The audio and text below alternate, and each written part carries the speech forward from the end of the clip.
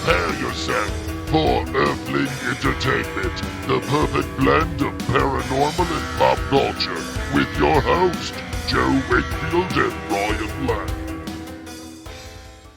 Hey guys, what's up? And welcome to another episode of Earthling Entertainment with Joe Wakefield and Ryan Lang. That's right. And I'm your host, which, did you know, Ryan, I just found out that my blood is 40% coffee now. Yeah. Yeah. It's amazing I'm still alive. Joe Wakefield. And I have a couple cups of coffee a day. Who doesn't? Hi, I'm Ryan Lang. You know, he says that casually, but if you look over, if this was a video podcast, you would see that there's a literal IV connected to his neck, and there is coffee on one side, and what is that? Is that rum on the other? Well, you know, mind your business. Fair. Don't you worry where I'm putting stuff. I'm just saying, Yeah. I'm just getting through the day. You God. understand? Gosh darn it. I got to do what I got to do, Joe. Yeah, well, you know what? I got to do what I got to do too, Ryan. And one thing I have to do is explain to any new listener out there what the show is about. But before I do that, I would like to say to all our returning listeners, hey guys, welcome back. Please download the episode. I'm not going to go through the spiel again, but suffice it to say, downloads are very important to us. It is like signing your date and name on a Christmas card. It's necessary. It's necessary. Well, maybe not a date. Birthday card. Yeah, because Christmas will be the 25th. Right. Yeah. All right. I just unraveled my whole thing. You know, the point is, guys, that if you didn't know what our show is about, let me tell you, what we do here is a little bit of the spooky, a little bit of the creepy. We do. Sometimes it's cryptozoology. It Other is. times it's a haunting, a myth, or a legend. But you know what? It's always spooky. That's scary. That is true. Which is why it's in the segment called Spooky Stuff. Oh, yeah. But then there's another segment, the next segment, and that one's all about aliens. I'm just asking questions about aliens, UFOs, any new videos or photos, anything like that that has to be, extraterrestrial. Extra dimensional. Interdimensional. Ooh, a lot of extras and inters. That's right. So that's what that segment is about, Joe. Yeah, and even though that might sound pretty weird to you, it's not as weird as the segment following, which is real world weird, which is, basically anything in the news that doesn't quite fall under our first two topics, but is still just, wow, that's weird and real. Then we get to the second half of the show. Now, guys, the second half is a little different. What we do here is everything entertainment.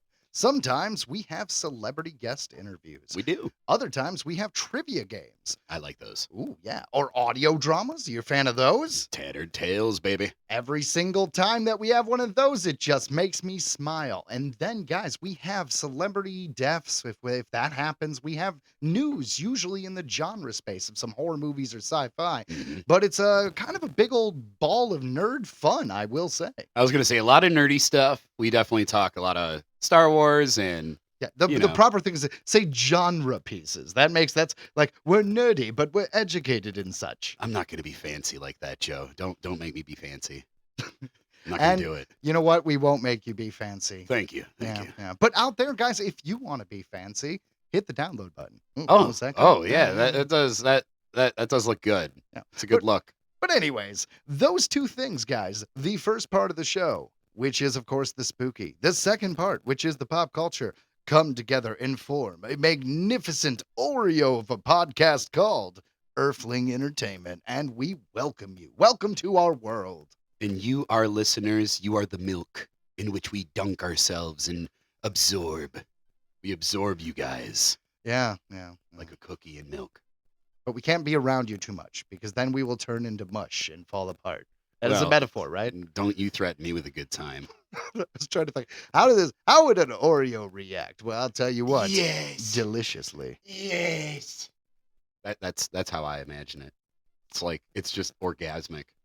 Okay, we're done with that. Anyways, guys, I don't know how to jump off that. So, Ozzy died a few weeks ago, guys, He and did. Ryan wanted to talk a bit about it.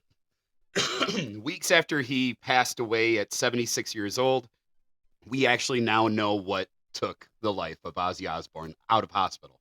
Okay, so let me guess. He actually skydived. They kept it on the down low, but he was skydiving. Was that it? No, it wasn't that. I want it to be something cool.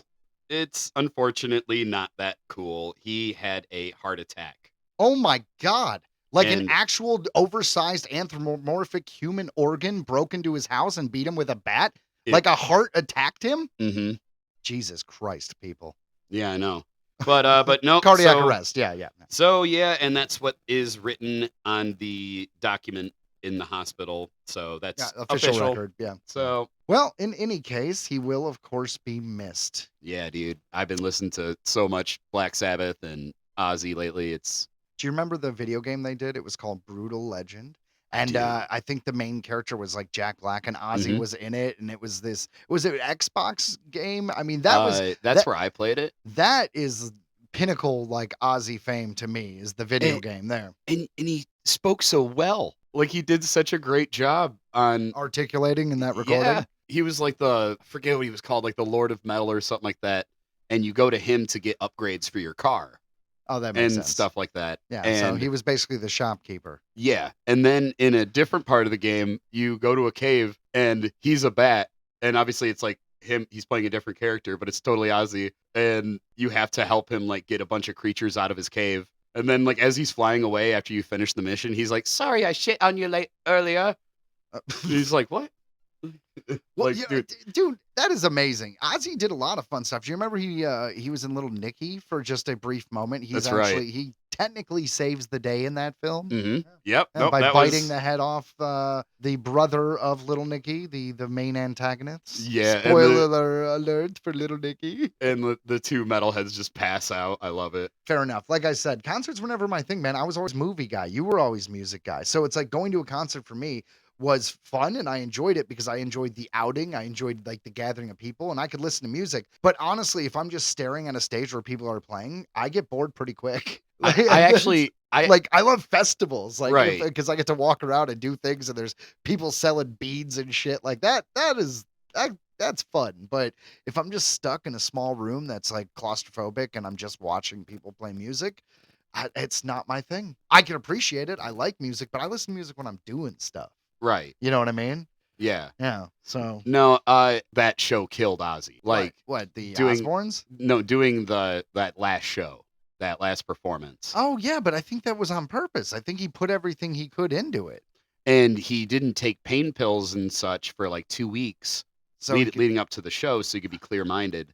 And I think just going that long without meds and just doing that show, like, I don't know, it's a hot take and I get it, but he didn't have to do anything, especially in the condition he was in. I saw Black Sabbath at This Is the End tour. Like, it was literally the farewell tour. But I Sure. get it, Ozzy Osbourne didn't have a farewell tour. I don't know, dude. I don't think there's anything wrong with this. I think his last show you're right. I think it totally killed him 100%. But I think it's the way he wanted to go. No, and you're right. Yeah, Like I said, He's like, that's I all want I'm to do one saying. last show is- and die. Yeah, but that's fucking awesome. No, it is awesome. That, you know how that's going out like Dewey Cox, sir.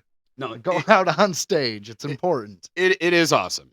It is awesome. Like, don't get me wrong. No, it's sweet. It's just at the end of the day, I don't know. I couldn't help but think it just because I love the man. Fair enough. Well, I have no good transition for this. I watched a couple good stuff. Happy Gilmore 2, I really enjoyed. So let's talk just very briefly about that. It kind of played out pretty much the way I wanted it to. My only few issues is I thought it was amazing not in a good way. Amazing in a bad way. The choice to just fridge the wife. While I appreciated that they brought back the same actress to play the wife, and I understood it was necessary to kill her in basically the opening credits. By the way, this is airing about 2 weeks after Happy Gilmore 2 came out, so there will be spoilers. Sorry, but that It's was on in Netflix. that was in the first 5 minutes. If you haven't seen it already, you can't possibly care. Honestly, like I put it that like honestly, waiting 2 weekends is like Everyone more could see than it. generous. Yeah, fair Yeah. enough. So, spoiler alert, my bad. But anyways, killing the wife immediately in the opening credits. I get that it was necessary to put Happy in a position to where he could be an underdog again. Right, where he fell into, and the alcohol jokes were hilarious. The alcohol Oh, jokes were dude. hilarious, but I just didn't think we needed to kill the wife. I would have liked to see her more in it. There's so many things in sequels, like Austin Powers did it because James Bond did it, where there was a new girl in every movie. But even that one, I just want you to stick with the girl and not kill her the next movie. I don't get why we have to do that. It bothers me. You know what did it right? You know who did it right? Ice Age. Because as soon as that damn elephant found that Queen Latifah elephant, they've been together every movie, and you didn't have to kill her. You just involved her in the goddamn story. And hid the sloth. I have no comment on Sid. John Leguizamo played the clown in Spawn, and He's amazing in that. God. so he's forever known. But we're He talking was- about Happy Gilmore 2. Don't get me Yes. off track. Continue, Ryan. Oh, what I was going to say is it was a movie meant for people who adore the Happy Gilmore movie, the original. Yeah. It's meant for, it was literally for that kind of audience. And I'm definitely that kind of audience. And I'm not going to lie to you. I loved it. Like, I would give it 2 thumbs up, man. Like, Don't you think they leaned a little bit too much on nostalgia? Like, they even cut back to scenes from the first movie. Ridiculous. they did do that a couple times, but I don't know. I wasn't mad at it. Fair enough. But there was one in particular that I thought was too much. All right. And it was a scene in the original movie where they are at the retirement home that grandma is stuck in. And I don't know, someone's messing with the air conditioner, how happy is, and it falls out and it hits this old woman. And she's laying there like, Mister, Yes. with the, air conditioner crushing her. And in the second one, they walk by the grave that just happens to have a picture of this woman. And it says Mista. Mista. And then you hear it. It's like there's a ghost. And it's just this throwaway thing. And I'm like, there is no point to put that into the sequel. There's It such is- a point. it It is was hilarious. funny. Can you imagine if Tombstones had like your like murder photos like on them? Like that woman was crushed by an air conditioner, man. They just put that on her tombstone. Like there's a son and a husband out there who's just looking at that tombstone like, it's what you would have wanted. That's right. People wanted to see her all crushed. Dude, that's messed up. Yeah, Exactly. yeah, but it's I'm sorry. it's so stupid, but it's funny. Well, and like, the movie didn't try to be serious in any way. Like the son of Chubbs was so obviously holding a fake hand. Yeah, they didn't even try. They with that. didn't That's- even try. It was like 4 feet longer than his actual arm. And that was so fucking that was just Uh, that was just part of I think that's why they just did so many references. It was just meant to be fun. It was just meant to, it wasn't supposed to be a good movie. It was supposed to be this, I had a good time. no, so did I. Okay, Yeah. can I say something they did really well though? Shooter McGavin. So Yes. Shooter McGavin, the character, the villain of the first film, they showed in the preview that he was going to be back, and I wasn't sure how they're going to bring him back. And when they bring him back, I thought it was a couple things they did right. Is him being in a mental hospital since the first movie was a ridiculous idea, and at first I wasn't on board. But then they got to do the thing with him that I love. In a lot of my scripts that I've written, even the film we did way back when there was a character called the Captain. I love really crazy manic characters who Yeah. are just like, squirrel, fuck you, He monkeys. does, yeah. So That's Joe. just the random ass, and they did the hit perfectly. And then they did something, they subverted expectations big. 'Cause you'd assume he was just going to be like another villain, like kind of like Zoolander 2, where Will Ferrell was just pretty much the same character. But instead, they had him be recruited by the villains only to turn because his love for golf was stronger than his hatred for Happy. And they Yeah. came together, and he ended up actually helping Happy defeat the evil, I forget the fucking people's names, but the people trying to make a new version of golf. You know what it Yeah. reminded me of? The XFL. Do you remember that? No. So a few years ago, like 20 years ago, the Vince McMahon, the guy who ran wrestling, tried to make a football league Oh, called I do. XFL. Okay, I just didn't know what it was called. Yeah, well, it was kind of like that. They were in Happy Gilmore form. They're like, we're gonna make golf awesome. I don't know. I give it honestly a 7.5 or like a B because I thought it was good and I thought it had a lot of laughs. Did lean too much on nostalgia. It did, and I don't know. It did justify its own existence while somehow still being a sequel that was entirely unnecessary. And he had his wife and daughter in it. That was pretty cool. Okay, except his wife and his daughter. So, for those of you who don't know, Adam Sandler's wife plays the woman who works at the Boys and Girls Club, who's teaching Adam Sandler's daughter in the film how to dance ballet. She's in a very early scene, and she basically gives the whole, we need $75,000 a year so she can go to a Paris ballet school. All right, they look a lot alike though. So the daughter looks like the mother. And the first thing that comes to mind when Happy comes up is just like, oh, Happy cheated because he totally fucked that ballet chick because they look exactly the same. She was also the waitress in the bar in Big Daddy. Yeah, she was. Do you know well, his wife appears in a lot of his movies. Yeah. Another one of his daughters was in the film too. She was his sponsor in AA. Oh, okay. That was another one of his daughters. No, and I like how they spun the story. Like how they got Ben Stiller's character back was that he was an AA, like a court appointed AA counselor. So you are fucked. You do have to listen to him because otherwise he can report to the courts that you failed or whatever. Yeah, I think the girl with the dragon tattoo did it better, but I hear you, bud. I hear you. I don't think I ever saw that. There's a scene in particular where the main character gets back at such a person, and it involves bondage and feminization forcefully. Nice. Yeah, it's really rough. Wow. But to be fair, the character completely deserves it because he was abusing her. And then they had 4 movies, and she solved a bunch of crimes. And it's actually a really good book series. That scene, though, threw me because I did not know what I was watching. And I walked in. I was switching channels, and like that's when that scene was playing. It was like, because I was at my mom's house, who still has cable, and you're flipping channels, and then it's like, oh, HBO, and it was just that scene. And I'm like, oh my, and it was the Swedish version, so it was rough. Anyways, the girl with the dragon tattoo, guys. I don't even and know. Happy Gilmore 2 was pretty good. 7.5. Yeah, Happy Gilmore 2 was good. It was good. It was a great nostalgia ride. All right, I got something else. Okay. I read Project Hail Mary in like a week and a half. What's that?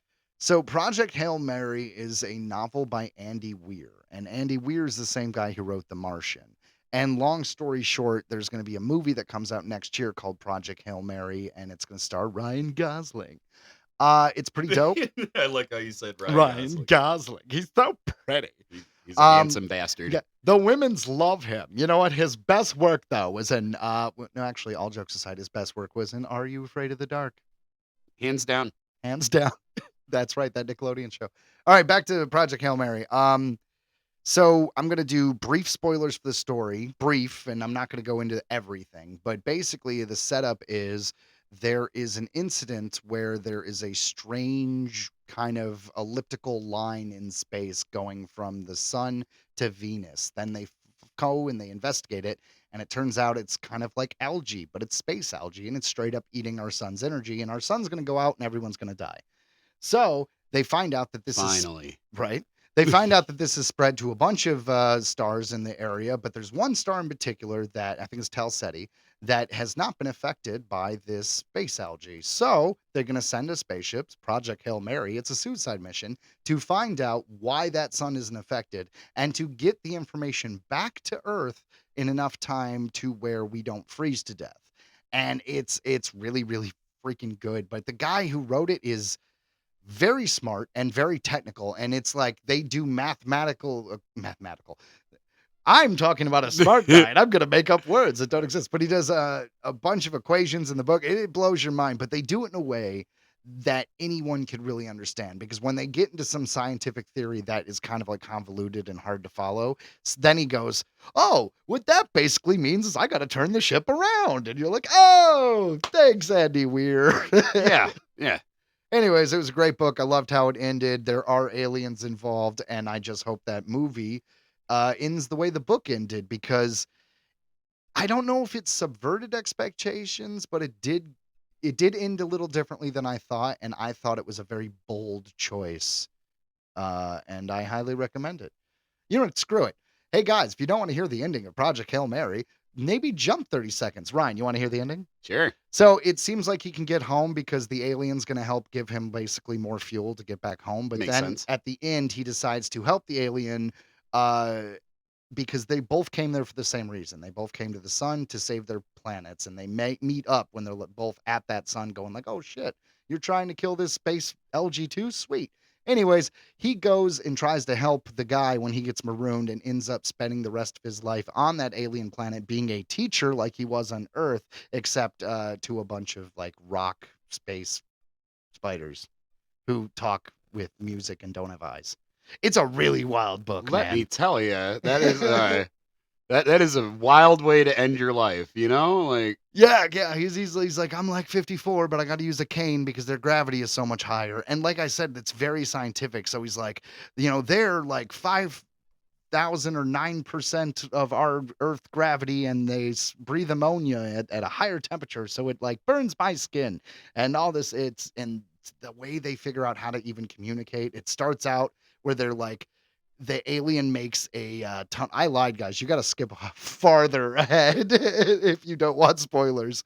So the alien spaceship makes kind of like an airlock to our spaceship, and how they communicate, where he's like, sending him pieces of his ship, and then the alien sends back a cylinder, and he opens up the cylinder, and it's got these weird balls connected to strings, and he realizes that it's an atom, and it's like, oh, this is an atom for your atmosphere. Oh, I know how. And they just learn how to talk via clocks, and it takes time, but then they like, through this whole book, they figure out how to communicate and work together to like save their respective races.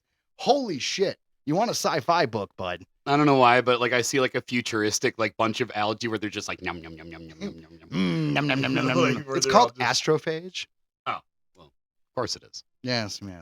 That's So- quantum tagulosius. So Ryan Gosling's going to play that part, and I just have a few questions about when they make the movie. I want the alien to look like it was in the book because it's so different than human. I want it to end the way the book ended, and I guess that's pretty much it. I mean, I'm excited. I love The Martian. I didn't read the book, but I watched the movie, and I heard that it was like very accurate. Well, I know scientifically, like, yeah, I mean, that's kind of like the whole guy's whole bag, right? Like, he's known for, like, as far as we know, these are the formulas and the proven science to back up this hypothetical story. Yeah, precisely. Excellent. I guess that's it. I guess that's it. You want to just jump into the actual show? Yeah, I guess we could. All right. Fine. All right. Spooky stuff. The Drekavac. The Drekavac is a cryptid in South Slavic lore. Its name translates to the Screamer. Drekavac. Drekavac comes from the souls of children who have died unbaptized. Oh. Took a So- hard left. Yeah, well, I mean, what would be better? And this is an honest question. Would it be better to be stuck in purgatory as an unbaptized baby, or turn into like this crazy monster? I feel like you'd choose the monster. I mean, any kind of life seems better than just being in an internal waiting room. Right. I agree. Or like South Park where they're on the airplane. Yeah. This coming from a guy who is not going to baptize his kids. So continue.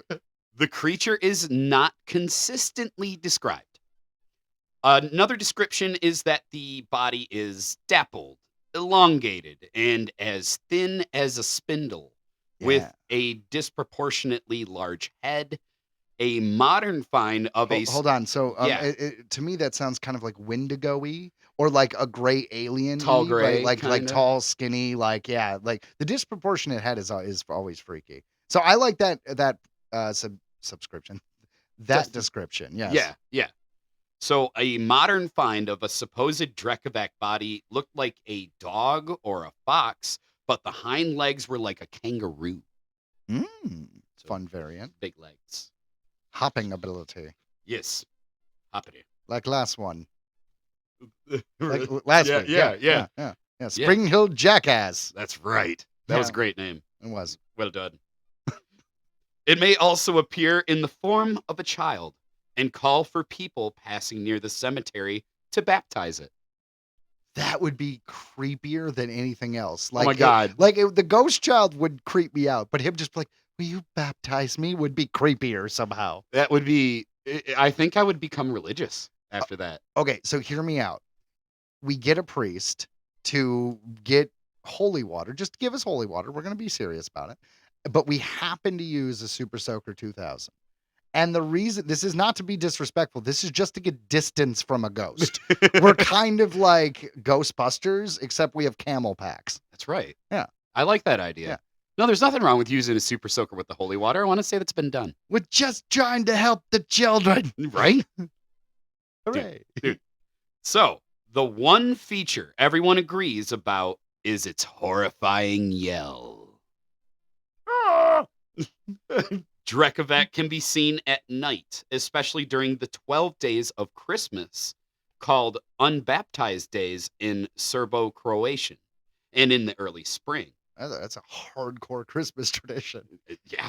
Sleigh bells ringing in, bunch of snowmen, and hey, look, there's creepy children screaming their heads off, asking to be baptized. Hey, let's have a present, then we'll go eat go, and watch those little kids scream their heads off because their life is nothing but turmoil. Look at Jesus and Santa and snow. And Krampus. Did I get too much into that one? 'Cause No. I'm looking at you, waiting for you to jump in. You're not jumping in, Ryan. I You're the music guy. You're you were not jumping doing in. you were doing better than I could. Children are creepy. Baptize me. Baptize me. Put the water all on my head. Make me pretty. What the fuck was that? Make you pretty. Good Lord. That's creepy. That certainly is creepy, Joe. So when they also can be seen Can they? in early spring when other demons appear more often. Demons like good weather. I guess so. When in the form of a child, it predicts someone's death. But in the form of an animal, it predicts cattle disease. So pretty specific. Depending on your line of work, which one you prefer. It's like, God, no. Old Bessie. Nah, Bessie. Actually, if you were a rancher, that could be a pretty big deal. Yeah, that'd be a big deal. I don't want to downplay. No. Yeah, it'd be like your fireworks factory exploding. That's Which right. apparently happened. That's not important. Continue. Anyways, it is often used as a child scare tactic in a similar way that banshees are in the West.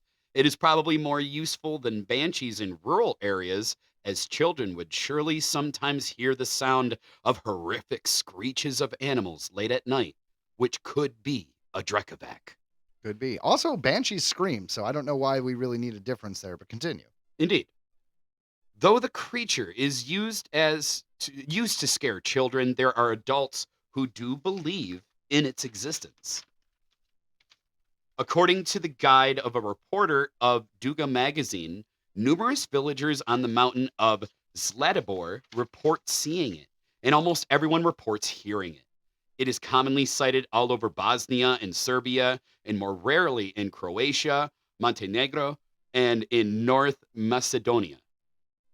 In an article released by the Serbian newspaper Novosti Magazin in 2016, one person claimed that his grandfather saw a Drekavac on Newson Hill near Lapavo in 1928. According to him, his grandfather was returning home in a horse-drawn carriage when the horses suddenly started freaking out. He got out of the carriage to see what was wrong. He eventually sighted a small, black, hairy creature similar to a child, which was moving very fast. One of those black, small, hairy children. Dude, it just gets scarier I the just more we imagine go like on. a critter, though. Like when you say furry, I don't think human is all I'm saying. But he said it like kind of like a child, so it's just looked like a hairy creature, but it was similar to a child. So it looked. I get it. But did you ever hear the attack? Have you ever seen Attack the Block, that alien film?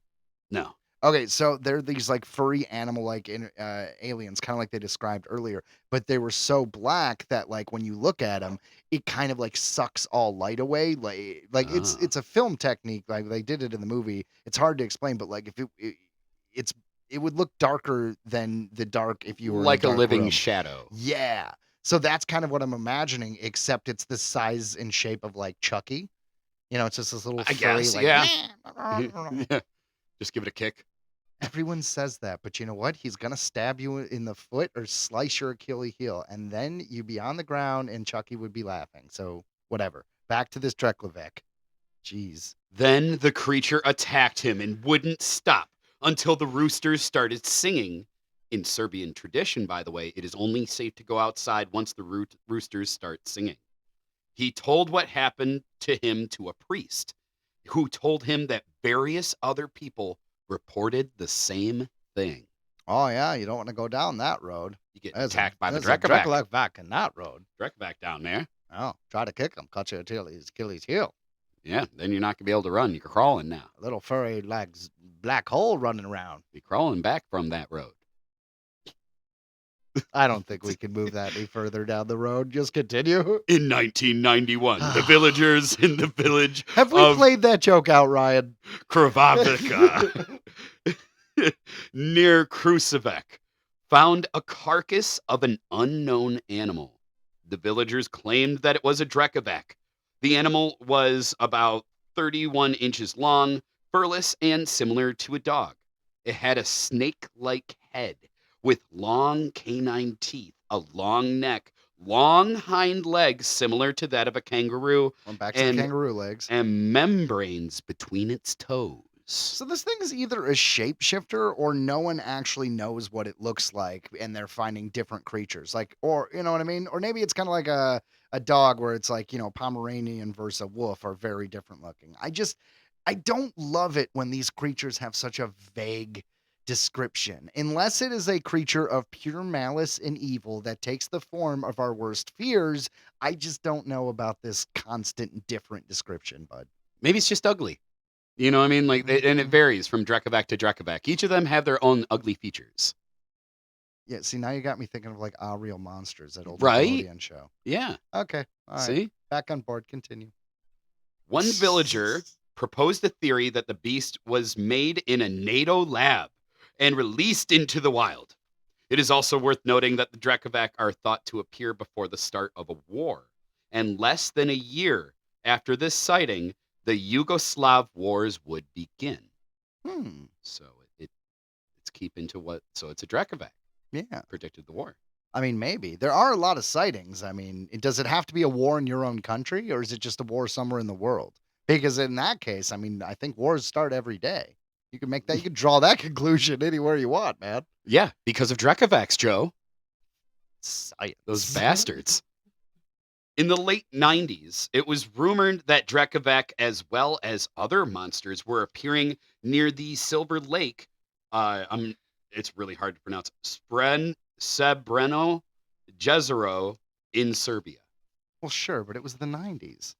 Right? I mean, yeah, it was, we got away with a lot of stuff in the 90s, In 2003, Serbian newspapers reported that an unknown dog-like beast, which some people think is a Drekavac, had killed over 200 sheep in the period of 2.5 years in the village of Tamatino, Polje, at the foot of the mountain Divikbar. It is also mentioned that during the night, screeches can be heard in the area. All right. So now it's like that's a lot of sheep. Yeah, but sheep are like prey, right? So it could be a billion things that eat it. It could be just one hungry giant, for instance. I don't know. It could be. It could be a Drekavac. A Drekavac. It could be. In 2007, There's more.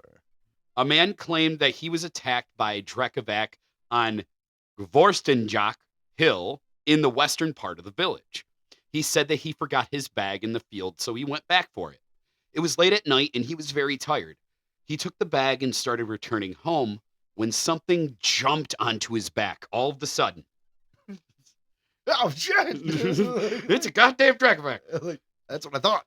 Was it the furry child one or the dog one? We will find out. The man said that the beast sounded like a dog and looked like a big child, but heavier. So a big fat child. Big fat furry kids. I imagine the kid from Matilda who ate the cake. Get the hell off my back.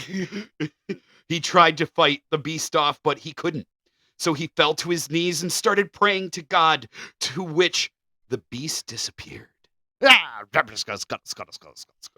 was imagining the kid from Charlie and the Chocolate Factory, Augustus Gloop. Yes, Like the yes. big fat- so I'm imagining this weird little furry thing that's got Scotch chocolate on his face. Yep. Hey, what's up? I'm Drekavac. I'm gonna fuck with you. I'm jumping in your back. So both of our dudes had chocolate on their face. We were really close, It blows my mind. right? Allegedly, at the place where he got attacked by the beast once was a Turkish cemetery that the villagers destroyed. So there's a little bit of spooky stuff going on there. In 2008, an unknown beast killed 54 sheep and goats and around 100 poultry in the span of 2 months. One villager He was said way more productive than that earlier Drekavac. I'm just definitely. saying. Yeah. One villager said that the beast entered his barn through a window that was at the height of 20 feet. So Well- the kangaroo legs. Yeah, that's what I was just gonna say. Like, I mean, it probably can jump with the damn kangaroo legs. Right? Dude, see, that adds a whole nother thing. So yeah, you're right. This is a jumping cryptid too. I didn't even put that two together. So I'm 2 imagining weeks, 2 jumpers. I'm imagining like kind of like for lack of a better word, a creature that looks more like a dog or an animal when it's running on all fours, but it can jump and also stand up. And that's why we're getting these different descriptions. That's kind of my take. And we're only seeing it when it's out and about. We're not catching it at its cemetery where it's begging to be baptized in the pure form of a child. I feel like that is just a haunted cemetery and they mixed up their legends, but you know, I don't live over there. So I am considering the one and the same. what if it was just a weird like anglerfish thing, right? Like they just straight up had this little lure where they could just like, we project little ghost children to lure them in, and then Well, blah, blah, fuck. blah, jump up a Drekavac. I'm That's- a kangaroo dog who That's screams. that would be pretty scary. What if? I'm just saying. What if last week's cryptid, what is it, Spring Hill Jack, was a Drekavac? There is a lot of similarities. And now that I'm drawing these conclusions, Ryan, There are a lot of similarities, but I mean they were in different regions, right? I mean they were pretty far away. so are from here, humans. you I'm just know? saying. So it was like a different form. Or I just think maybe it got into some trouble and needed to escape, right? So it just migrated to a different land, put and on a top hat, lost its mind on the way, and he's like, I could be a gentleman and still do my shenanigans. and then now we just got this crazy jumping around Jack the Ripper looking dude. I'm just saying it tracks. It does track. It checks the boxes. It does. So, getting back to the Drekavac. Getting back to the Drekavac. That's where it's at. In 2010, a soldier killed an unknown beast that terrorized the inhabitants of Poljanica. The beast would kill cattle, tear into it with its claws, suck out its blood, and eat its intestines. Num num num num num intestines. The beast would climb trees and make weird hissing noises. It had thick fur, big claws, and a pointy head. So this one was more like weasel-like. You know, I still am imagining the same creature. It's kind of like a bear sloth in my mind at this point. Like seriously, have you actually seen like Google bear sloth? The sloth bear? Yeah, the sloth bear. Oh that's what yeah, I'm saying. I dig the sloth bear. But I'm There saying- used to be one at Toledo Zoo. I'm just saying it's black. It's got the fur. It could be the size of a child almost. It could And they're stand. dangerous. It could stand up and also crawl on both legs. I mean, I'm just thinking this is a sloth bear now. Like, Well- I mean, a different form of a demon sloth bear that has its own name, Drekavac. and becomes little children and asks you to baptize it. It's always about the baptizing children, Ryan. It always You is. gotta drop these baptized kids. So, okay, we will drop the baptized kids. Drop it. All right. So in 2011, weird screams started being heard. One villager said that one night he saw something fly over him before he turned around and saw the creature. He described it as having a head similar to that of a small child, large eyes, long legs, small ears, and a human-like nose but wider. Well, if it flew over him, couldn't have it jumped Well, that's what over him? That's what I'm assuming. Yeah. Yeah. Yeah. One guy who went into the forest with his friends one night claims he saw a black, hairy creature pass by him. So none of they're just They're just around. they are man. around. Like Yeah. there's a lot of stories. Like, and believe me, guys, I had to cut. There are a ton of sightings. I cut this down. In 2013, screeches started being heard by the inhabitants of Hamlet near Bosnia. The people believed that the Drekavac was making these noises. One villager who saw the creature when he was young described it as being quite big and having glowing eyes. He was returning home when he saw it. He tried to light a match because old people told him that if he ever sees a demon, he should light a fire. But the match wouldn't light itself. So he said, "Oh Lord, please get this thing out of my way," at which point the creature jumped into a nearby bush. When night fell, he lit a torch, but when he was passing by a local creek, the torch suddenly went out, after which he saw the creature next to the creek. After that, a very loud splash was heard as the creature jumped back into the water. With so many people witnessing and hearing unknown screams, the Drekavac seems to be thriving and doing well. Bring your baptism kits and tread lightly. You know, here's the thing though. Is it really the religious belief in these baptizing kits that like stop these demons? Or is it that these demons are just sick of hearing these fucking people knocking on their door? Hi, have you heard about Jesus Christ of Latter-day Saints? I know I am. Ah, You know, I don't want to deal with this religious guy, and he leaves. You know, I hate Is to it say, possible? yeah, I side with the Drekavac on that one. I But got no, nothing. seriously, that was.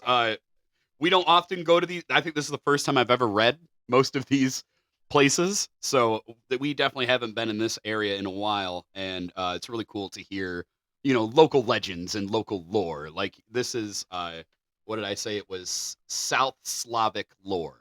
Yeah, well, I think it is a species of sloth bear that is supernatural, mind you, but can jump like a kangaroo and scream like a banshee. And whatever it is crazy. And that is how I have put it together in my head. It's an amalgamation of all the descriptions that we've read here today.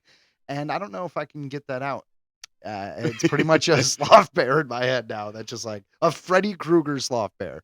Yeah, but you know, it was also described as like being like really lanky with a big head. Remember, like a tall gray almost. So it's like Sloth bear.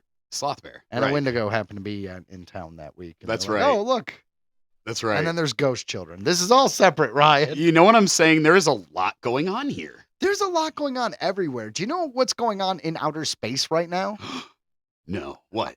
Okay, so I don't want to blow anyone's hair back, but there's this big old thing that came from another solar system from outside of our solar system, and there's some speculation that it is intelligently controlled and might be like, I don't know, a mothership for realsies. Like, there's people speculating. Anyways, that's what we're going to talk about on this week's Disclosure discussion. Ha ha ha ha. It's about aliens and stuff. Stephen Hawking's chilling alien doomsday prediction spreads as scientist issues alarming warning. Dun, dun, dun. I told you what the warning was. This comes to us from dailymail.co.uk. Stephen Hawking's chilling warning to humanity may be coming true after a renowned scientist claimed a hostile encounter with alien life could be months away. Wouldn't that just be like, wouldn't that make sense? With everything that's gone on the past, I don't know, let's say 5-6 years, wouldn't it just be like, oh, now aliens. You know, and okay. they show up and they're just like, okay, like we have a device that shows us the full history and downloads it into our memory so that we will know if you are worthy to join the Intergalactic Council.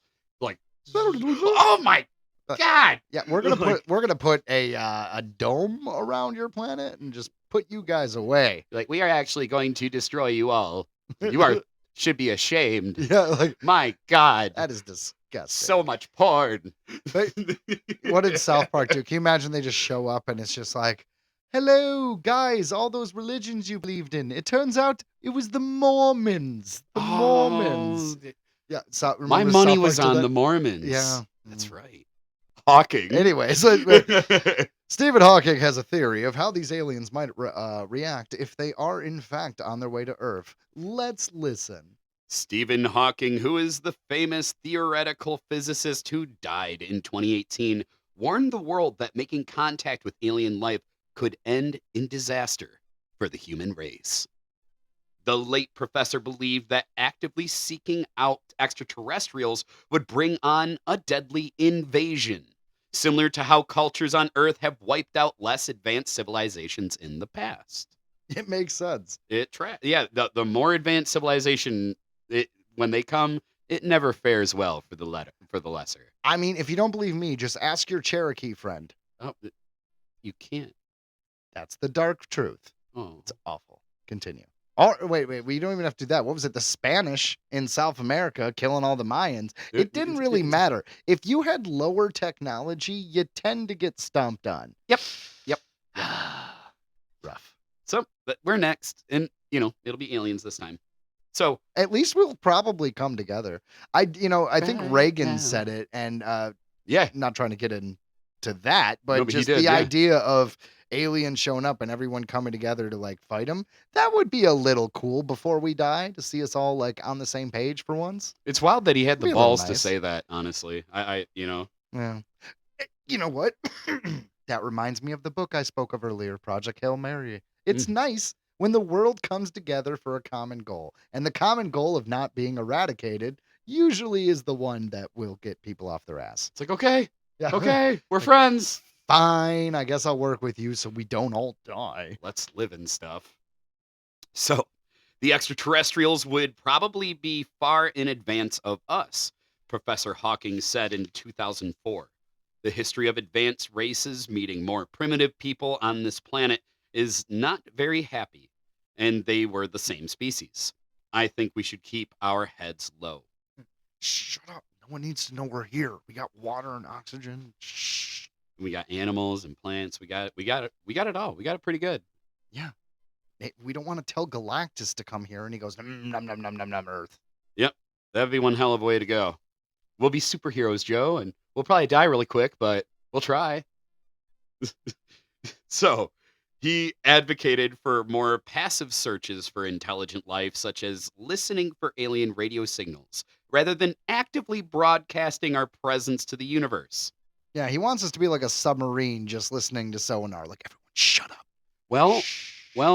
and I've talked about it before on the podcast. I forget what the theory is actually called, but one of the theories why we haven't found alien life yet is because everybody knows to be quiet, because there probably is a predatory kind of like Race out cockroach there. race out there, kind of like The Independence Klingons, Day. what have you. Yeah. You know what I mean? Where they just come in and just wipe out everything and then just move on. Well, I mean, let's be honest. I mean, anything alive eats something else. And to think, as far as the universe is concerned, we would still be the top of the food chain is probably incredibly naive. I have to agree. Hawking's grim message was recently revisited by an international team of researchers studying the so-called intelligence trap.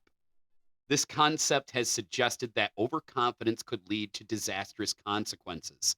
In this case, successfully contacting a UFO could draw the attention of a malevolent species that destroys humanity. Hawking's words have gained even more traction after a respected Harvard astrophysicist suggested that the mysterious object barreling toward Earth this December could be a hostile UFO. And it's big, man. It could be a mothership. And didn't they say that like it altered its course? Well, it's driving in it's seeing all the stops, for lack of a better way of wording it. It's going, yeah, exactly. It's passing by some stuff that it's like, oh, convenient that you're taking that route. I don't know if it's straight up like made it like a right or a left where it's like, oh, well, that's not how orbits work, but it definitely seems like it has a route. Do you know what I mean? Yeah, and I feel like Jupiter would be dangerous to go near, right? Because its gravity's crazy. I mean, I'd imagine so, but if you have figured out how to space travel, especially into a different solar system, you have to imagine you could account for gravity, Ryan. Yeah, they probably Jeez. encountered gas giants before. Even the author Andy Weir has figured out gravity, sir. Well, he's Andy Weir. Fair enough. He knows it all. Professor Avi. I'm just gonna blow this book the whole fucking episode. Good. You make it nice and glistening, sir. Professor A.V. Hold on. Nice and never mind. A.V. Loeb. Glistening. Is that the first time we use the word glistening on this podcast? That's a possibility, Joe. Other scientists have conducted multiple studies involving interstellar object 3I Atlas since it was discovered approaching our solar system in late June.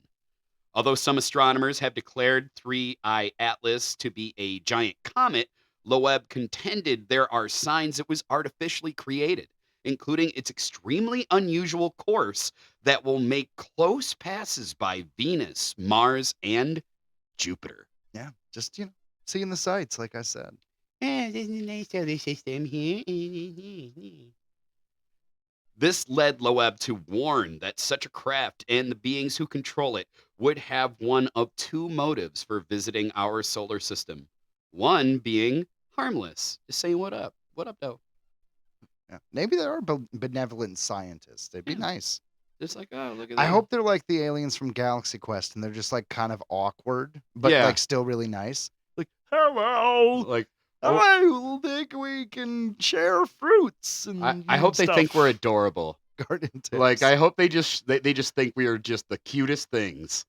Like, that'd be great. It depends on what exactly that means. You know what I mean? Like, are we in like a JRPG situation where it's like, oh, this cute little creature is an equal, even though it's a small like cat creature? Or is it, oh, look at this adorable pet that I'm gonna like keep in a cage and zoo and Okay, pet. okay, yeah, you're right. That's a thing. Yeah. And I don't know, maybe it'll be like maybe there'll be like, Star Trek like where they don't want to maybe I love the idea of Star Trek where every creature, every alien out there just happens to be a human with a different shaped ear or forehead. That's ridge. right. Yes. That's It's right.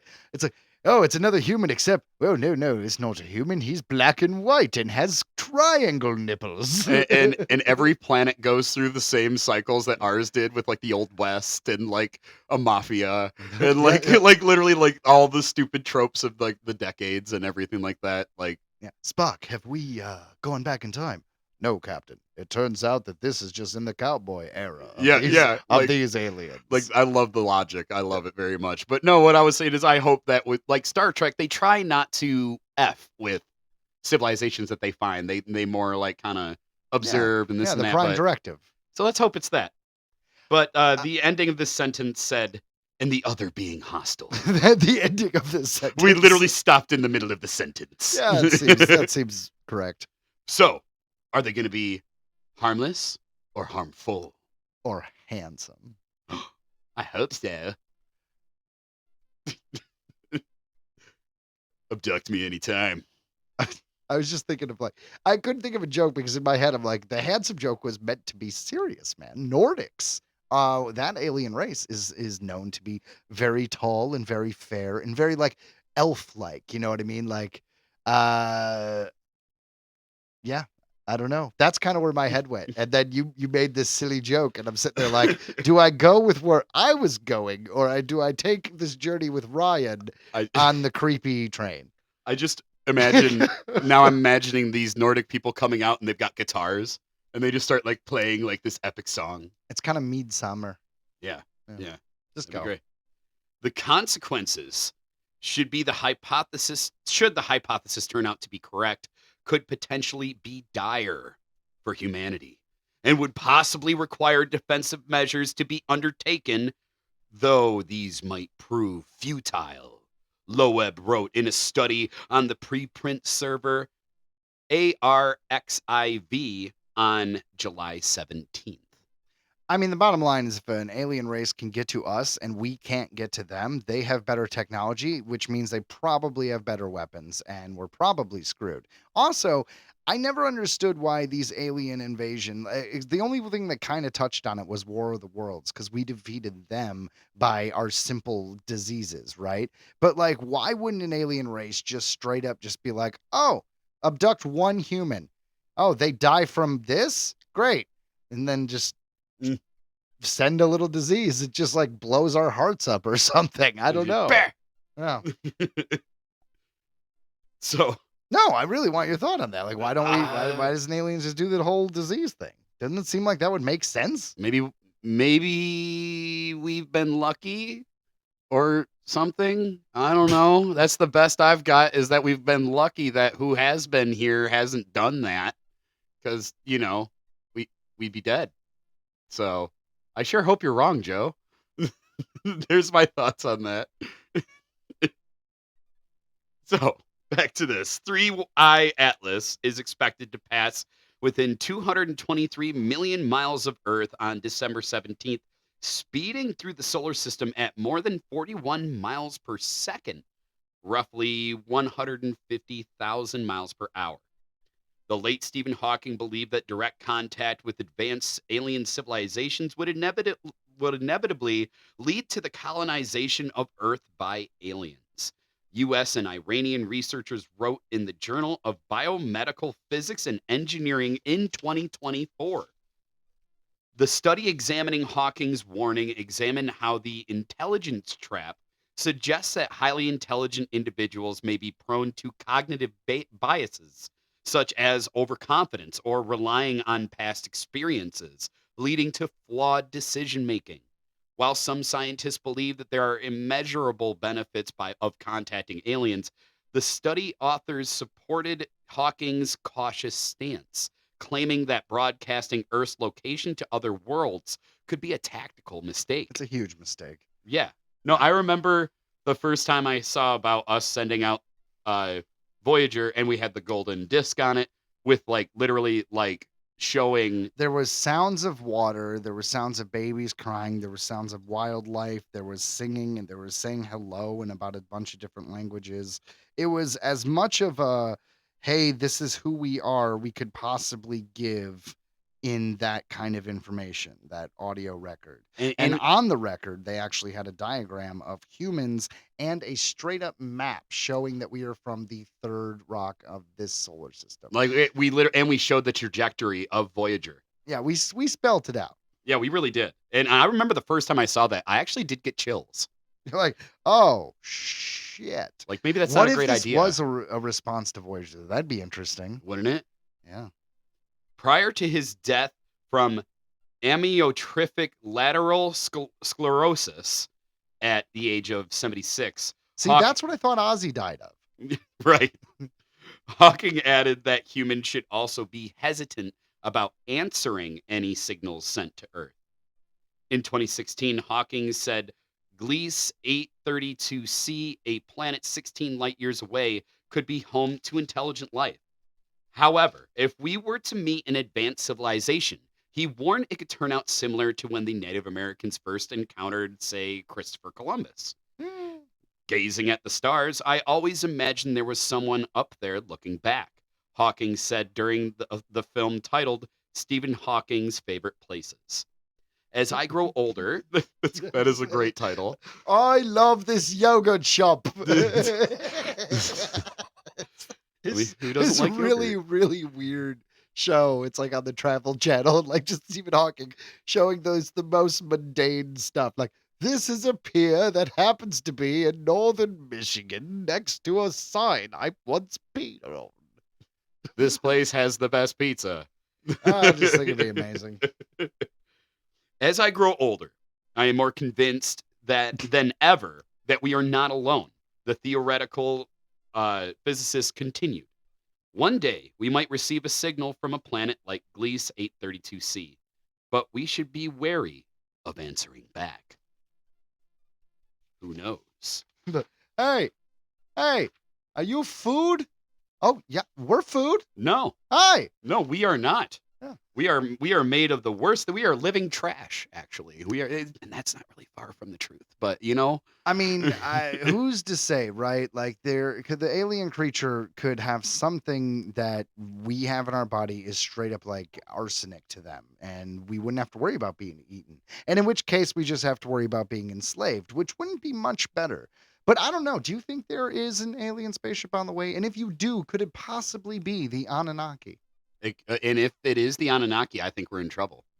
Because we're definitely going to be enslaved. I mean, yeah. According to that story of the Anunnaki, they created us to be slaves. So I can't imagine they're going to come back and be like, you guys just kind of did your own thing. Well, back to the mines. Yeah, it's like, man, those phones sure look like fun. Well, anyway, we need more gold. Yeah.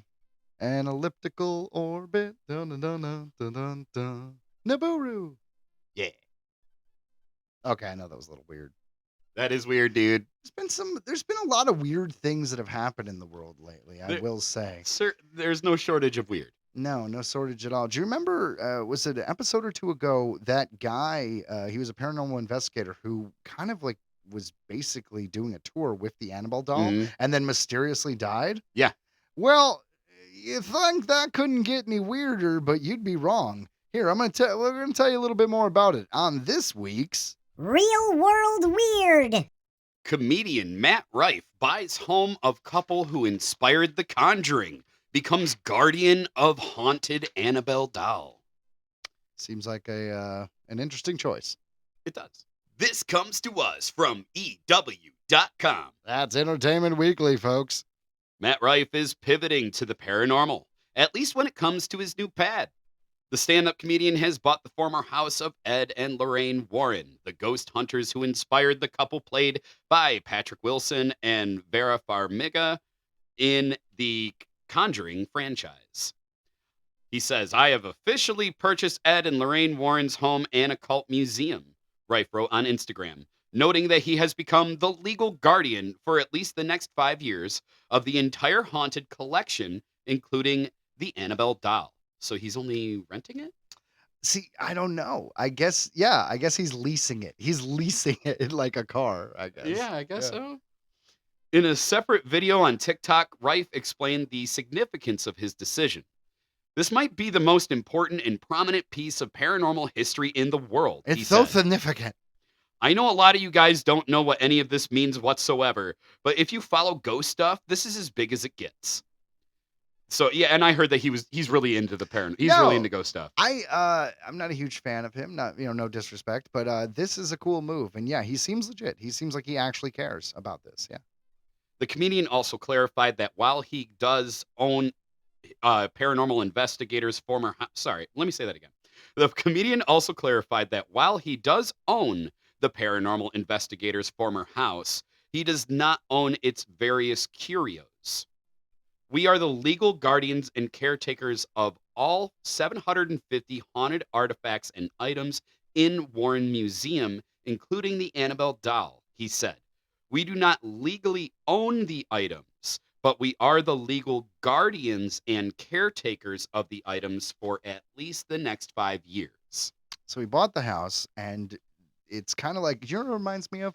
That Matt Damon movie that came out in like 2013. And it was called We Bought a Zoo. And he could buy the house, but he had to get all the animals included and had to take care of them. It's kind of like this, right? Like, he could buy the house, but you got to watch all these supernatural things. And I guess there's some creepy man who's probably the villain who will be revealed in the third act who owns it all officially, I guess. I'm just saying that'd be funny if it was like Joe Rogan. Joe Rogan just like pops out. Oh, that'd like, be horrible. Rah! I hate that guy. But it's Ed and Lorraine's daughter and their son-in-law are the ones who actually own all of this. So I guess they sold them the house, but they still own the collection, I assume. It doesn't say who actually owns it, but that's what I think we're at. It feels to me like it's legally like classified as like museum. You know what I mean? So it's like when they took it over, there's complications when it comes to that, right? Like you can't, like it's all donated, like all that stuff. So it's weird, right? I am not in that field, Ryan, but So Rife obtained Annabelle shortly after Dan Rivera, the investigator for the New England Society for Psychic Research, died suddenly while showcasing the infamous Raggedy Ann doll in July. The NESPR, which the Warrens founded, claims that the doll at one point attached to an inhuman demonic spirit. His name was Carl, and he was a dick. We don't like Carl. Ate goats, possessed children. Tied my shoelaces together. Made ice cream melt quicker. He did. Yeah, that weird little stinging you get when you can't quite finish peeing, and then you think you're done, and then you turn, but then it starts again, so you get a little bit on the bowl. That's fucking Carl. Sure, blame Carl, Joe. Not age. Not that I'm almost 40.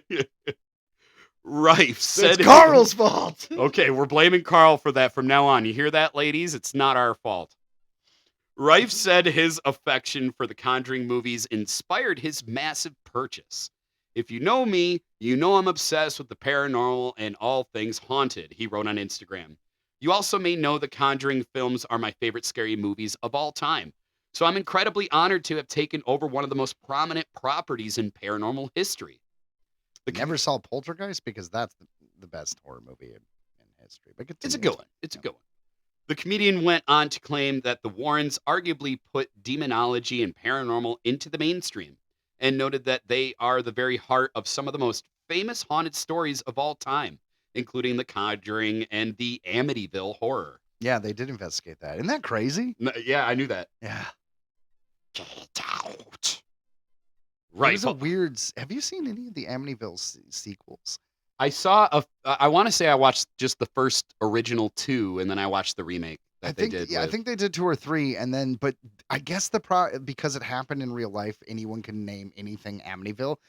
Because there's like 200 movies. There's like the Amityville Possession. There's Yeah. Amityville Karen. There's Amityville Toilet. There's I swear to God, like I believe you. go on IMDb and just type in Amityville. That's right. Yeah. No, and Even Bella Thorne did one in 2017. It was like was it Amityville: The Awakening? That one wasn't as bad, but it was horrible, but comparatively. I just remember that the first one, the original one, was like the family after the original family, and then the second movie was the original family. Yeah, there was this weird incest thing in that second movie that kind of threw me. I only saw it once, and I was like, oh, okay, I'm good. I want to watch the Ryan Reynolds one again. Right. So, and honestly, Ryan Reynolds Did a good job he in did that a great remake. job. Yeah. I thought so. Rife also explained that he and his friend Elton Casti, who is taking on with the venture with him, intend to ensure that the Warrens' property will still host visitors. We plan to open the house for overnight stays and museum tours, so you yourself can experience and learn all the haunted history surrounding this amazing place, he wrote. In his TikTok, Rife acknowledged the potential supernatural risk he took by purchasing the house. This is the most random hobby ever, but it's so fucking cool, man, he said. I should probably collect stamps or something. It might be a little safer. Yeah, except if you get a really rare stamp and another stamp collector decides, well, it's, worth killing you to steal, which happens. The stamp collecting community is nuts. It is more dangerous than any of this, It's Ed cutthroat. Warren It's stuff. cutthroat. Was it Flandrily? I don't know. There's an actual weird name for stamp collecting. This would have been a perfect time to pull out that random piece of information. It really would. Yeah. It certainly would, Joe. Oh, that was weird. That was very weird, and I think we weirded out pretty well. Calling all comic fans, it's time to feed your brain at Green Brain Comics, where the freshest new issues, graphic novels, and manga hit the shelves every week. Whether you're looking for the hottest new series or the latest small press sensation, we've got it all. Every genre for every age, Green Brain Comics is your one-stop shop for all things graphic storytelling. Got questions? Our friendly staff knows their stuff. Whether you're a longtime fan or new to the world of comics, we've got recommendations that'll keep you coming back for more. And don't forget to check out our special events. Green Brain Comics is not just a store, it's a community. Located in East Downtown Dearborn, we are at Green Brain Comics on Facebook, Instagram, and YouTube. Shop online at greenbraincomics.com, and remember to feed your brain at Green Brain Comics.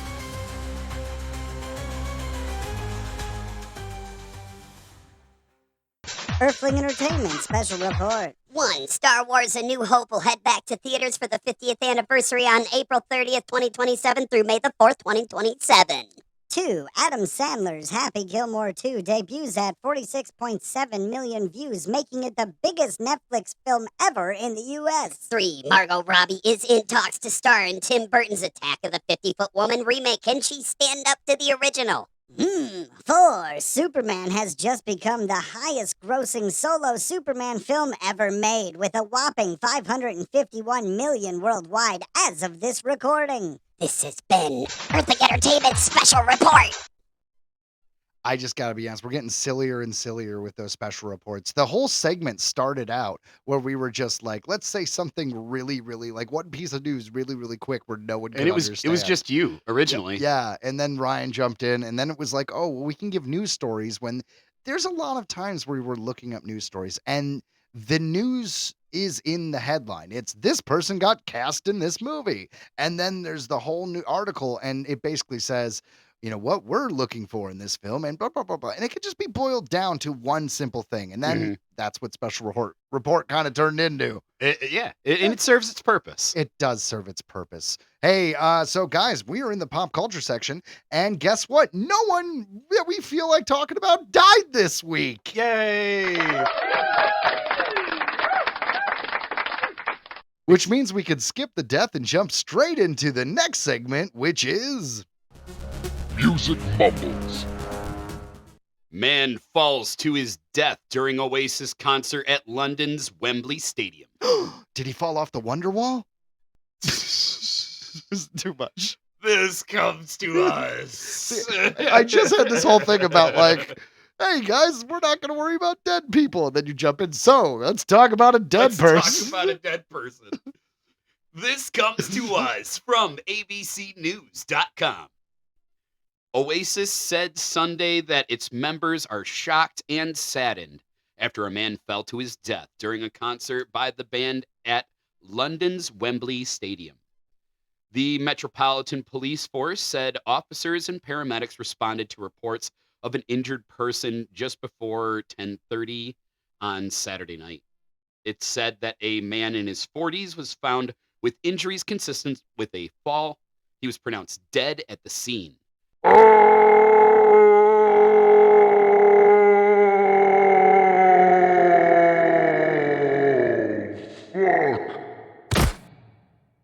Yep, he did. The force urged everyone who saw what happened, who caught it on video, to contact police. This is the quote from the band. We are shocked and saddened to hear of the tragic death of a fan at the show last night, Oasis said in a statement, offering sincere condolences to the family and friends of the person involved. The Britpop icon's first tour in 16 years kicked off July 4th in Cardiff, Wales. Saturday's concert was the fourth of 7 planned shows at Wembley. And clearly they're killing it. I'm sorry. There's too many bad jokes for this boy. one. I know. I'm having a rough day. Stadium management said Sunday's gig would go ahead as planned. And an interesting anecdote, something that I learned, is that evidently Oasis fans are recorded to drink more pints of beer at like these stadiums or whatever than like any other like artist that went there. Who does that survey? I guess the people who selling the beer, People right? selling the beer. Yeah, okay. All right. As Like, soon it was as I like- said it, I'm like, oh, that makes sense. It was like 4 times as much, which was like in the tens of millions. Like, it was insane. It was insane. But you know, British people, they could put it away. You know? I mean, I feel like a lot of different people could put it away. I could put it away. And there you go. You know what And I'm not going to make an Irish joke for that one. Hey, you know what? Or German. Oh, yeah. That's yeah, right. I'm both. Yeah. I'm Bernstein and Sullivan. I got to be honest. If you go through my DNA, it's like, oh, you're probably a wino. So I understand. I feel your pain. I love wine, but wine hates me the next day. It gives you a headache. It is Oh my definitely God. hangover material. Okay, but about this guy in Oasis, all my dark jokes aside, which by the way I only said because they were really good. You had to. Yeah. But that sucks. No one wants to go to a concert and die. No one wants to go have fun and do something, like celebratory and meet their ends. So despite how I may have presented it, all respect to the person who died. And it is kind of cool that Oasis is touring again after all these years. And hopefully this doesn't make anyone not want to continue to go to the concerts. Well, it And definitely drink a lot of beer, Oh, and it definitely made a lot of news. Like that, I typed it in like music news, and that's like all I could find. I like Oasis. I mean, I don't love Oasis, but I like Oasis. It's good. It's good Yeah. background music. It's good. Like, hey, this is playing. It won't wake up my kid on a car trip kind of music. They've got some good tunes. They got some good ones. So you were texting me earlier about if dinosaurs went down a different path. Now, I didn't get to read the whole thing. Really? I was really busy at work today. I'm on an assembly line now, and my life sucks a little bit. But All right. So let me just walk you through. Do you remember that old movie from the 90s called Theodore Rex? Yes, Okay, yes. It's an anthropomorphic T-Rex who works with Whoopi Goldberg. That's right. And they're both That's right. futuristic cops, and they stop things. Well, How could I forget that classic? well, that got me thinking, and I came up with the conclusion, and then I wrote you that text. You want me to read it? Yes. I mean, Okay. if you're gonna bring it up, you got to read it. All right, so let's see what Joe decided was very important to text me while I was at work. Here we go. I was just thinking it was important. This is important things. If dinosaurs evolved into anthropomorphic intelligent creatures instead of us, and they took over the world, but society was relatively the same, that means they would probably have porn. dinosaur porn, which means there would be dinosaur porn stars, probably of every species, which means these dino adult film stars would probably have stage names. So it stands to reason that there would be one out there with the porn name Tyrannosaurus Rex. And since everything exists in the multiverse, that means such a magnificent being actually exists somewhere out there. In submission, all hail the greatest porn star ever, Tyrannosaurus Rex. And then the next text is ETA about today. Like, It's because we so- have to record. so this is my life, guys.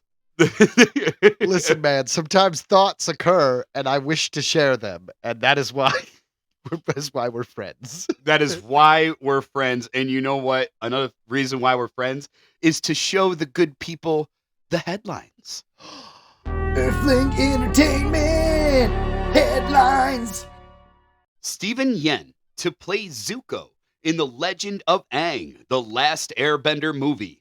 That's right, guys. And I think it was last week we talked about that they have a new Avatar TV show coming out called Avatar: The Seven Havens.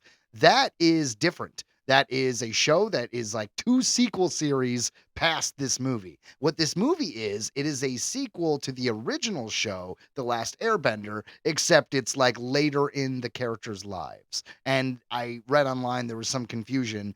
The reason why, guys, is because there is a company called Avatar Studios that Nickelodeon developed, and they're basically doing everything they can. They're going to have 3 movies that are going to come out. They're making TV shows, video games. Like Avatar Studios is pumping stuff out. So just wanted to keep it straight.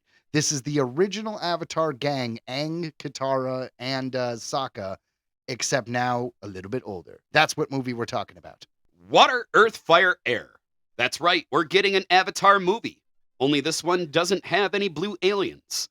The original Team Avatar will grace our movie screens in a brand new film titled The Legend of Aang, The Last Airbender. Not much has been revealed about the plot of The Legend of Aang, The Last Airbender. However, a glimpse at artwork from the film revealed at CinemaCon showed all our favorite characters looking a little older than we left them. The core crew seems to be in their late 20s. Dave Bautista and Eric Nam will headline the voice cast of the new Avatar movie. Bautista will play a villain in the film, while Nam will voice Aang. In new big news, Zuko's new voice actor has been revealed, and it's Stephen Yen from The Walking Dead. Lauren Montgomery will direct the movie. Additionally, series co-creators Brian Konietzko and Michael DiMartino will produce the film. We can expect the new Avatar: The Last Airbender animated movie on January 20th, 2026. And yeah, I've spoken about it before. I'm looking forward to this. I'm a big fan of the lore and what they've created. They're definitely going all out with the transmedia because they have by definition, they have transmedia because the comics and the novels expand the story and they're not just adaptations of the show, even though those exist as well. And Ryan doesn't get this one. He would love it if he gave it a chance, but he just can't help but poke a little fun every time it comes up. I mean, I'm just saying it's obvious, right? I thought everybody agreed these are prequels to Captain Planet. That's how they got the power for the rings. That's silly, Ryan. That's silly. But you know what else was silly? The early 90s. And there was a lot of movies that came out that I loved that no one remembers. But apparently Josh Gad does, and he's going to make another one. So here we go, man. Headline number 2. Stay tuned for a new Stay Tuned. Yeah. Hulu is developing Stay Tuned, a comedy series headlined and executive produced by Josh Gad and Andrew Reynolds.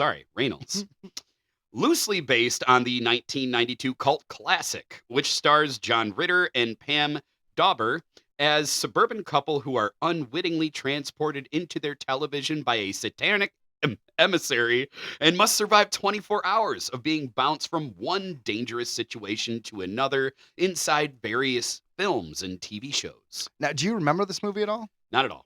Okay, so Jeffrey Johns, the creepy guy who got, it's not important. He was the dad in the original Beetlejuice. He did a bunch of Tim Burton stuff. Well, he played the devil character, not ironically, I might add. Right. But it was back when people were getting satellite dishes. Like that was their new version of streaming, like cable, and then satellite came around. So he acted like he was selling a satellite dish to this couch potato guy. Little did he know, the couch potato, John Ritter, gets sucked into the TV with his wife, and they're jumping through channels. Now, it was very funny because it was all things that were kind of famous during the time. So the commercials like Grey Poupon or Wayne's World or all the things from the 90s, they were satire shows of that they kept jumping into, and they would change channels, but all of them were dark and all of them would kill you. That was a thing. Like the game did they show, have to go after the American Gladiators? I think they did actually have an American Gladiator section. You are Yes. absolutely right. Yeah, it was so much fun. And remember when we talked about like the terrible jokey game show of like who wants parents, where you get like a bunch of orphans to play various games to see who gets adopted? It was kind of like that. It was like the darkest version of every Jeopardy or game show or soap opera, and they were trying to get out alive. And I'm so down for a similar situation. I know Jeffrey Johns isn't going to come back, but his life aside, because he is obviously a very problematic and terrible person who did fucked up things, I really did like him as an actor, and I miss that dude as an actor. And he was a big part of that movie. And John Ritter's dead, so you can't really have him do a cameo. But maybe his son, Jason Ritter, could come in and do like a cameo. Maybe play the son from the first movie. I don't know if the timing works out, but I don't know. Who's that for? That's for no one but me. Anyways, continue. You need more coffee. It's fucking 30 or 40% of my veins. It's my blood. I told you. I'm a little jumpy. I love Stay Tuned. Yes. In the TV series Take, Reynolds and Gad will find themselves trapped on the wrong side of the screen and forced to navigate their way through TV's most binge-worthy obsessions. A lot of reality jokes, I bet. I was about to say like Love Island or something. Or even like Fear Factor, right? There's like, eat the cockroaches. Like, oh my God. Damn it.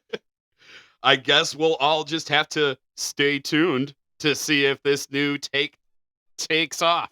I got to be honest. I wrote that line. I was pretty proud of that one. I knew you did. Yeah, it was very punny. That was punny indeed. Sir. Punny indeed. No, it does sound good. That sounds like something I'd watch. Yeah, that sounds good. Fair enough. Well, we'll get a little bit more spooky with our third headline. Would you watch this one, Ryan? A Quiet Place Part 3 is on the horizon. Shouldn't come as a shock to anyone, but it has been officially announced. We've learned from Deadline that John Krasinski, thank you, will write, produce, and direct the fourth film in the A Quiet Place series. The movie's title, it's real creative. A Quiet Place Part 3. Blows my mind. Dude, like they worked a while on that. They had like a meeting about it. I actually really prefer sequels having a number. Like no, it's not bad. I'm just kidding. I know, but like I actually do really prefer them to have a number. I feel like it's the way to go. I think everything should have a 2, 3, 4. I don't care if you have a subtitle, but Jumanji, Welcome to the Jungle. No. It should have been Jumanji 2 or 3, depending on if you count the Robin Williams one as the first installment of that franchise or not. I hate that when I hear that. I just think of Guns N' Roses. Welcome to the jungle. Because I fucking hate them. Because I did nothing against the band, just Axl Rose. Fuck Axl Rose. Anyways, just on a random note. So it's like, right, welcome. You're listening to Earthling Entertainment. Fuck Axl Rose, and here's headline number 3. Yep. So Part 3. So talking about the first movie, which came out in 2018, set the movie world ablaze with its unique approach to sci-fi monster flicks. Krasinski directed and co-wrote the first movie and directed and wrote the second film. Krasinski also co-wrote the story for the third movie, a prequel from writer-director Michael Sarnowski entitled A Quiet Place Part Day 1. A Quiet Place Day 1 was a lot of fun. It gave me what I wanted, which was the start of the zombie apocalypse. Yeah, I saw that not one. The zombie apocalypse, the alien apocalypse. Yeah, with running with the cat. Yes, I saw that one. Yeah, Eddie Munson from Stranger Things in there acting like a kind of a wuss, but that's okay. Lupita Nyong'o like kicked butt in that one. I love like the cat owners TikToks that were being spread, and it was like that sound like I need a hero, but it's running like, with the cat. Like it was like captured like what I will do when aliens attack, and it's just like running with the cat. All right, I don't like TikTok, but that does sound amazing. So that movie depicted the very beginning of the alien invasion as it hits a major city. So now the official timeline is day 1, part 1, part 2, and then part 3. Huh. Profit. It's kind of like Rambo, where it's like First Blood Part 2. Wait a minute. So is that part 3 or part what? Never mind. I remember that threw me off in one of our sequel Yeah. games that we did a long time ago, where I didn't even realize that it was literally just called what, The first Rambo was called First Blood. Yeah. and that's it. It's Yeah. not called Rambo at all. Well, do you know the first Indiana Jones was just Raiders of the Lost Ark without Indiana Jones at all? And now later installments, they're like Indiana Jones, and the Raiders of the Lost Ark. Yeah, I did. I guess I didn't even because I just thought it was always there. There you go. A Quiet Place Part 3 doesn't have a cast yet, but one would assume Emily Blunt will return as of right now. If they pay her money, yeah. Well, yeah. Maybe. A Quiet Place Part 3 will release July 9th, 2027. So we're going to have to wait a couple years for that one. That, it's kind of like in Special Report when they were like, the Star Wars 50th anniversary is going to come out. We're going to watch A New Hope again. Yeah, 2027. It's like, wow, that is a long time from now. We will see. If the world is even still here. That's right, because the alien ship is on its way, as we discussed earlier. It is. And speaking of waiting things that will never come, do you remember the Miles Morales Spider-Man Into the Spider-Verse movies? I did. Yeah, well, I don't know if they'll ever actually complete that trilogy. I would love to see it, but one of the characters might be spinning off. And that is headline number 4. I was hoping it was going to be Tyrannosaurus Rex Spider-Man. That was a good one. That'd have been Yes. a great one. That would be Tyrannosaurus Sex. That's right. That's right. That's a podcast coming full circle. That's right. Here comes Spider-Punk. A Spider-Punk animated movie is now reportedly in the works at Sony. Daniel Kaluuya and Ajon Singh are attached as writers on the film. The movie is still only in early development, but we know a bit about the character. Marvel Comics Spider-Punk, also known as Hobie Brown, was created by Dan Slott and artist Oliver Coipel. Unlike Peter Parker, Hobie Brown was living on the street as an unhoused youth on Earth 138. A spider bit him. This one mutated as part of President Norman Osborn's toxic waste dumping. He gained powers that were identical to the 616 universe's Peter Parker. A punk kid or not, Hobie, is it Hobie or Hobart? Because I've got 2 words here.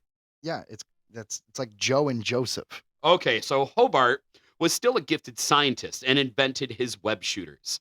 But none of this stopped him from playing the guitar and being in a punk band. Spider-Punk first appeared as part of 2015's The Amazing Spider-Man number 10. However, most people know him from 2023's Spider-Man Across the Spider-Verse. The character was a quick fan favorite. It might be a while before we hear more about the Spider-Punk movie, but here's hoping this flick finds its way to movie screens soon. Bum, bum, bum. Yeah, that'd be sweet. Honestly, I like all of the variants of Spider-Man. Who does? Kids love Spider-Man. You know what I mean? Spider-Man's great. They were doing the Spider-Man Spider-Verse stuff when we were kids. In the early 90s, there was that, mid-90s, there was that Spider-Man cartoon. That ended with Madam Web and a bunch of variant Spider-Man, and Spider-Man, doing his thing. So they've always worked with multiverse. And I liked Spider-Punk a lot. I read the comic when it came out, the 5 issues of the first Spider-Punk thing that I ever saw. I don't know if it was, the first, but I enjoyed it. Anyways, you know what I did not enjoy? Hostel.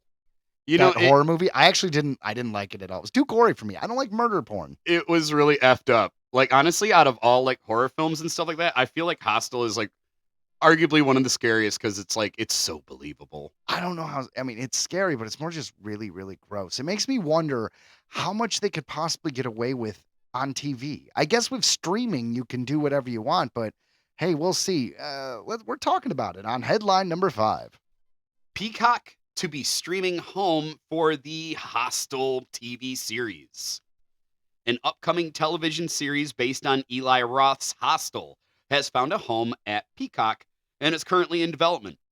Roth will direct and co-write the series along with franchise producer Chris Briggs. Paul Giamatti is set to star in what has been described as a reinvention of the horror franchise. Plot details are being kept under wraps, but it's safe to assume it will revolve around a young group that falls prey to a mysterious organization known as the Elite Hunting Club. Their goal is to torture and kill unsuspecting tourists just for funsies. Paul Giamatti's involvement makes sense. He recently has expressed a desire to do more genre projects where he can play more villains. Yeah, and I always liked him. He always did fun stuff. He's even in things you wouldn't even think about. He was in this great. It was based on a book. I don't know if you've seen the movie. It was John dies at the end. I didn't see it. No. Oh, it's so good. The book series is awesome too. They have like 4 of the 5 of those. He was also in. Do you remember the 2000s Tim Burton Planet of the Apes? I do. He played an orangutan.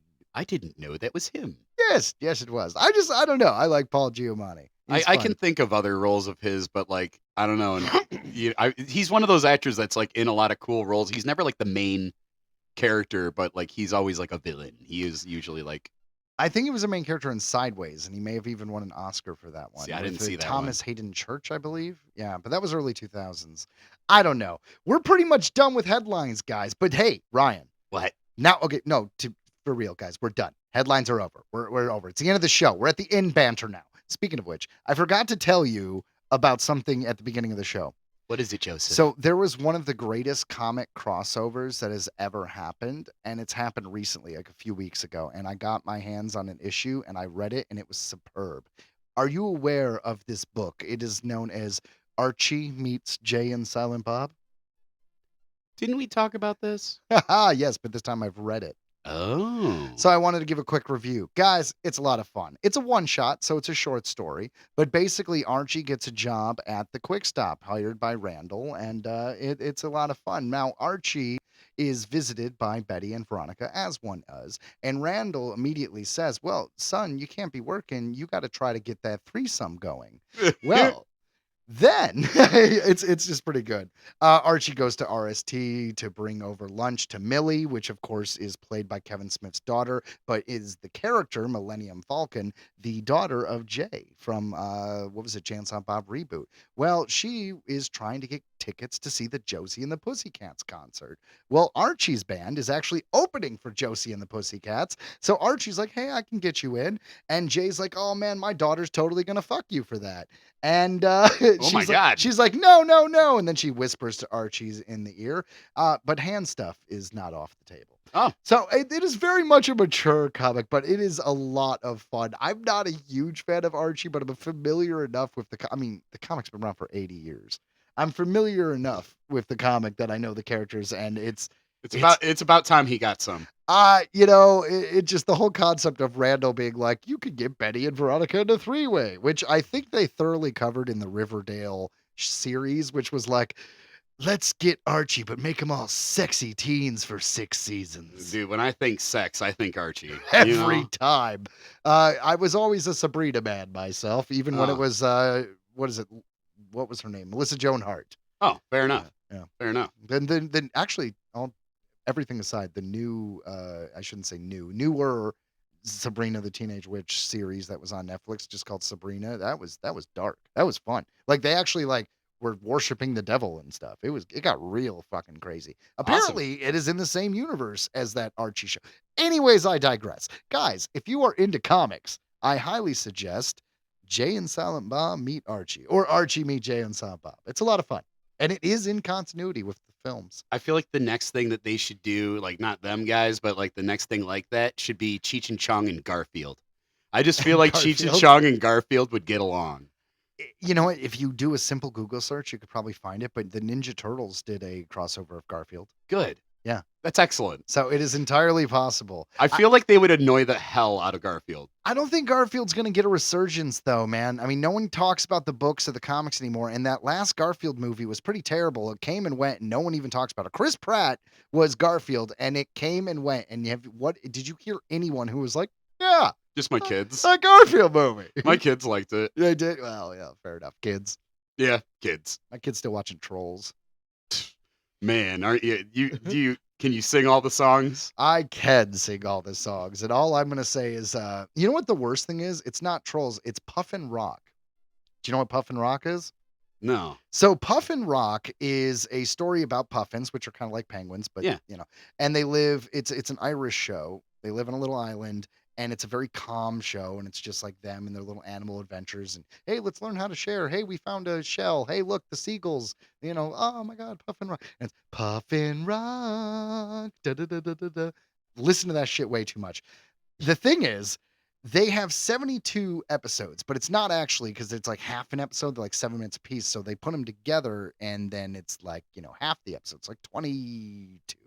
And I've seen them all so much. It's parenting problems right here. I love it. And then there's a movie, and now I've seen the movie so much. Chris O'Dowd, the very awesome Irish actor, he narrates it. And if I ever meet that man, he's going to sign some Puff and Rock shit for my kid. Yeah. They need to make more Puff and Rock stuff, Ryan. Also, Puff and Rock, let me tell you, I think there needs to be a parody of just a crackhead Puff and Rock. A crackhead Puffin Rock? Yeah. Or puffins who are in a punk band, and those Puffin Rock. Like, I've been thinking a lot about Puffin Rock and how all the different meanings that Puffin Rock can be. This puffin's got some stuffing for your puffin muffin. Okay. So the little puffin's name is Una, and the little puffin's little brother's name is Baba. And my kid just screams, Una Baba! Una Baba! Awesome. Una Baba! All the time. Well, guys, with that, I'm going to let you go. It's the end of the show. We're out of stuff. I covered everything I wanted to banter about. I bitched about Puff and Rock. Someone get a hold of Chris O'Dowd and tell him to make more.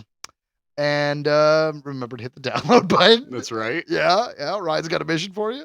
Your mission, should you choose to accept it, is to share this podcast with a puffin, with a friend, with a coworker, with a loved one.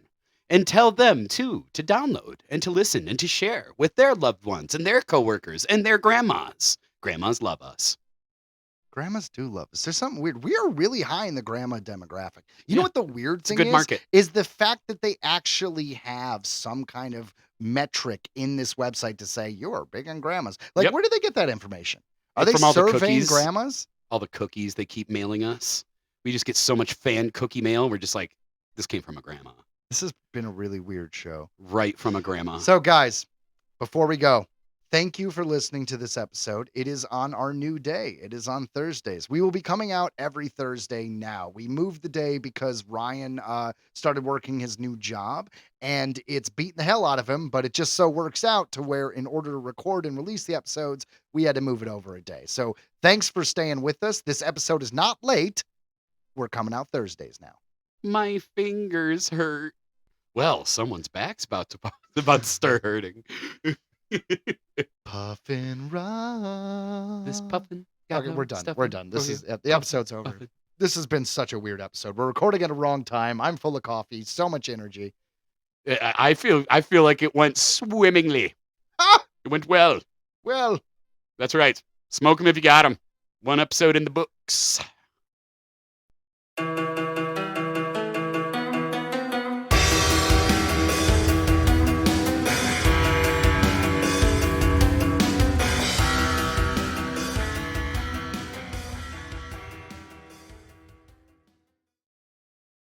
To 46.7 million views, making it the biggest Netflix making it the biggest fucking nipples.